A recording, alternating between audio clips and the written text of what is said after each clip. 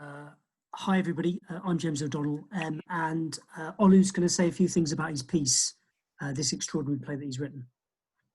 Thank you very much, James. Firstly, thanks everyone for tuning in today, and thanks to the creative team. My play, Mr. 10%, it's a Black British story, and as a writer, I think it's important that we try and show how culturally specific stories are universal stories. So the piece that you're going to see tonight is about Tony and Nicole. They're a Black middle-class couple. They've been trying for years to conceive through IVF and successfully. And in this extract you're about to see is from the beginning of the play, where we meet both Tony and Nicole and Dante, who plays a big part in the play for the very first time. I'll hand you over to the cast now. Thank you.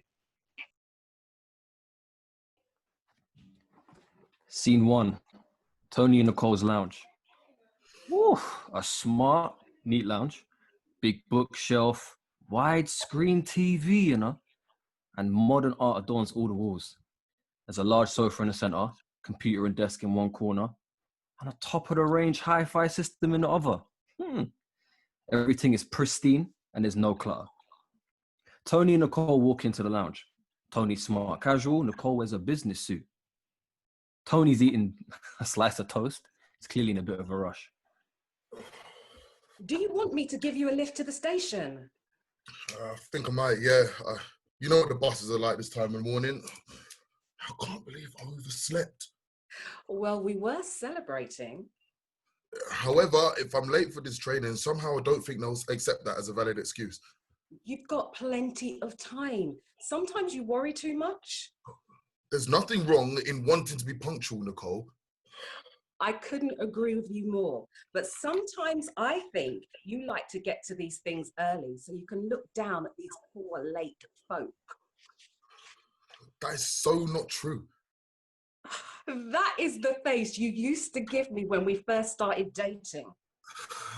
Well, that's because I'd arranged to meet you at, say, 8, and you turn up at...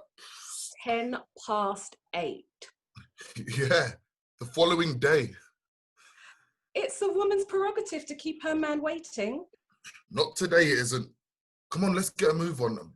What time are you meeting Sandra later? Oh, well, you know us women, maybe 8, 9, maybe 10. We'll just turn up when we feel like it, and hopefully the other person will still be waiting. Very funny. You're eating out, right? So I'll just see you to myself later, yeah? We're going to try that new restaurant on the high street. You know, the one that's just opened. Oh, nice to see you still doing your bit supporting a new business in the area.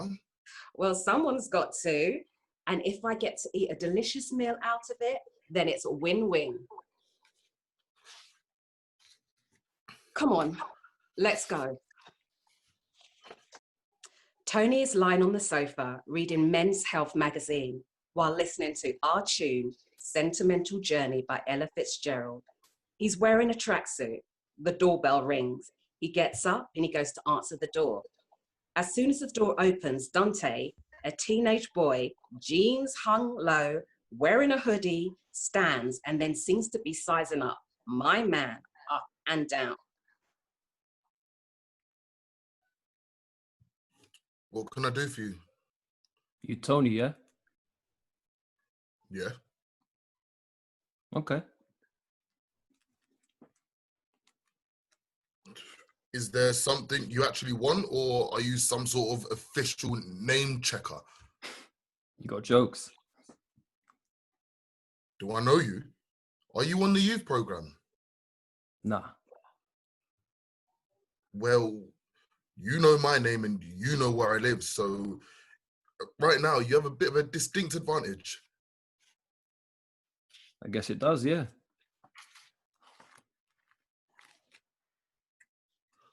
So, are you going to tell me what you want or who you are, or are we just going to stand here having a pretend conversation for the rest of the night? Depends. On what? On whether you're going to pay me or you owe me, innit? Owe you?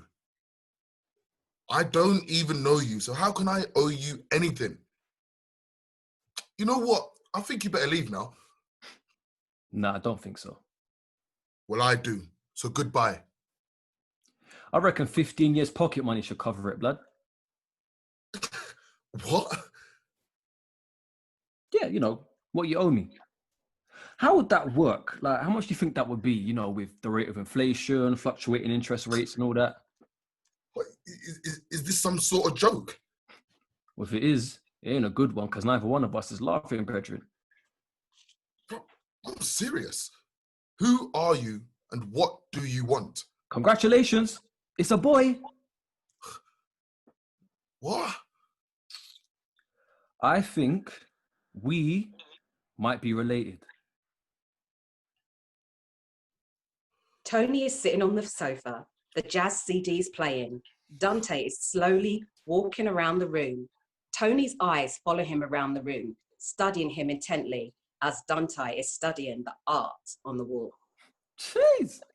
Your yard is hard, you know, trust. Are you going deaf or something?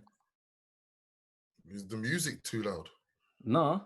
I mean, what is this shit that you're rinsing? You didn't come here to debate my taste in music, did you? So let me get this straight. You think that I might be your father? Yeah. And your basis for this theory is what exactly? My mum, innit? So your mum has told you that I'm your father and she has sent you here tonight. Mom didn't send me here. Well, whoever did has made a big mistake. I'm not your father. I don't know who your mother is, so we can wrap this up as a case of mistaken identity and you can be on your way. Lorraine Williams. Lorraine? So you've never heard of her? Nah. Is it? Look, I'm not saying I've never heard of her, but you're asking me to try and think back to what? How old are you? 15, innit? So you're asking me to think back 16 odd years ago to try and remember someone. Do you know how many people I've met in all that time? Hundreds, probably. I don't remember every one of them, no. Bruh. Not even the ones that you slept with, blood. Let's not get into that right now, shall we? So why didn't your mum come here herself if she thinks I might be your father? Dead, innit? What? She's dead. I'm sorry to hear that. Why? Well, because I am. Well, you didn't know her, and you don't know me, so why are you sorry? Just trying to be civil. Yeah, well, don't. I swear, you elders are always saying things you don't mean. Look, I'm sorry, but your mum's name doesn't ring a bell with me. How did you get my details anyway? My mum, before she died. Like, I've been banging on about her, about who my dad was for years, and she never told me still. And then not long before she gave me a name. Well, like two names. The only two people it could be, she said, you and some other guy. Ain't that hard to track down people once you know where to look. Look, I don't mean to be rude, but my wife is due back any minute, and I think it's best if we keep this to ourselves for now, you know? Just between us. Like you said, there's another guy who it could be, and, well, there could be loads of people with the same name as me. Can I get your mobile number? Don't you even want to know how she died? Who died? Forget it. Yeah, of course. Oh, sorry. Look, let's meet up tomorrow maybe, and we can talk some more then. I just need a little time to get my head around all this. Yeah, I get you. Have you got any other kids? We'll deal with that. We'll deal with all that when we meet up. Let me have your number and I'll show you out.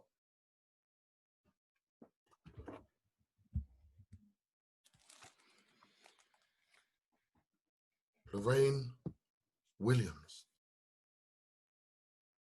How the hell would I ever forget her? But she wouldn't do this to me. Nah, hold on. She broke up with me. Yeah, she went off with some flash BMW driving fool. So why would she keep me out of his life? No, this is some sort of misunderstanding. He can't be mine. I mean, just look at him. It's nothing like me at all. At all.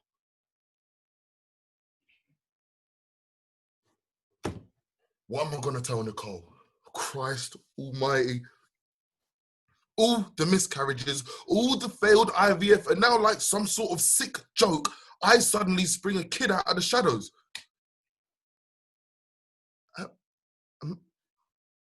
Am I an absent father? Am I the guy I've been blaming all these years for the reasons why these kids are running wild like a pack of dogs? Dogs. Oh. How long have you been standing there? About 3 seconds. Why? No reason. How's Sandra? She's fine. Are you okay, Tony? Yeah, fine. You don't look it. So what have you been up to? Nothing. That's not like you. What's that supposed to mean? Are you sure you're okay? You're just acting a little weird. I'm fine. If you say so. Anyway, Sandra sends her congratulations on your award. She says that you really deserve it. Really? Was the training course that bad? What do you mean? You're barely listening to a word that I'm saying.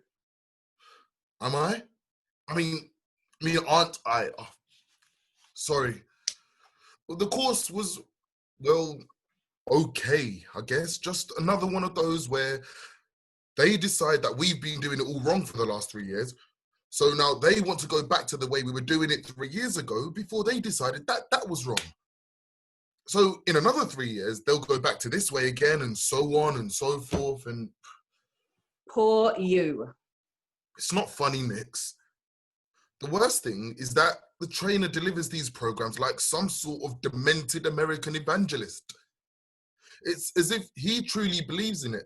Yet it's the same guy who took great pleasure in demolishing and discrediting the same theories 3 years ago with the same passion. Amazing. Anyway, how was the restaurant?